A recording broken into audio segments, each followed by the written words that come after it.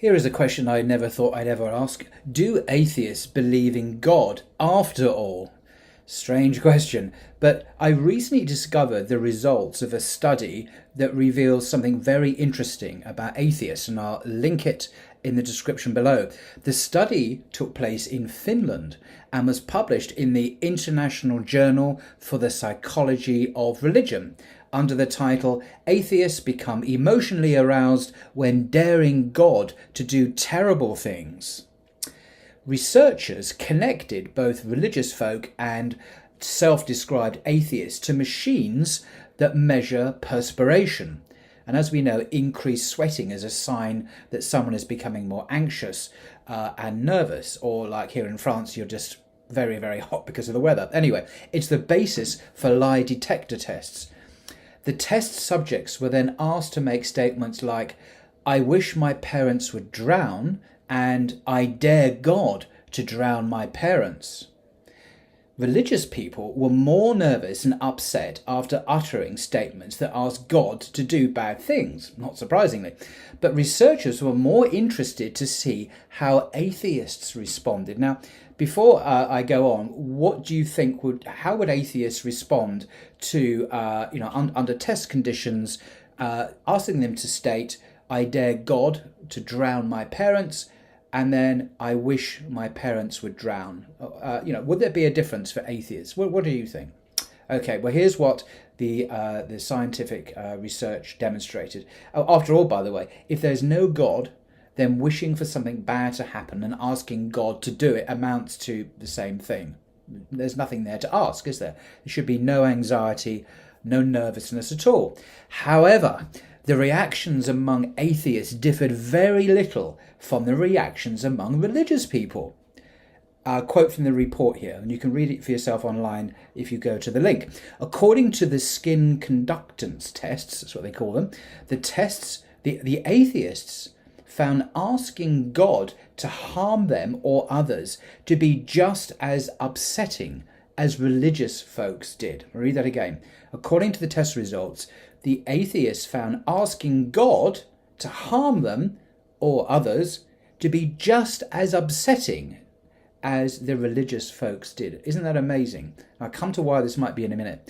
Just to finish off the paragraph I'm reading from the report, the researchers also compared the reactions of atheists when making statements like, "I wish my parents were paralyzed," and "I dare God to paralyze my parents." Atheists were, like believers, more bothered by the latter statement about God paralyzing parents, if you believe the skin conductance tests, even though both declarations would be, in theory, equally empty if there were no heavenly overseer. So there we are. Now, just like religious people, it seems, atheists became more distraught and nervous when asking God to do something bad. Now, why would that be? Well, the author of the report doesn't say why, but from a Muslim point of view, at least, the idea of this happening is entirely understandable because human beings are hardwired to believe in the divine, something called the fitra. The Quran talks about this instinctive awareness that's part of our species, our human species, to look to the transcendent, to look to God. And so even though intellectually, I would imagine one may come to disbelieve in God, still the heart, the deep inner core, the self of the human being reacts in the same way. You can't wipe it out from the human condition, it seems. Even if one believes in atheism, one is still instinctively reacting as a theist. It's quite extraordinary.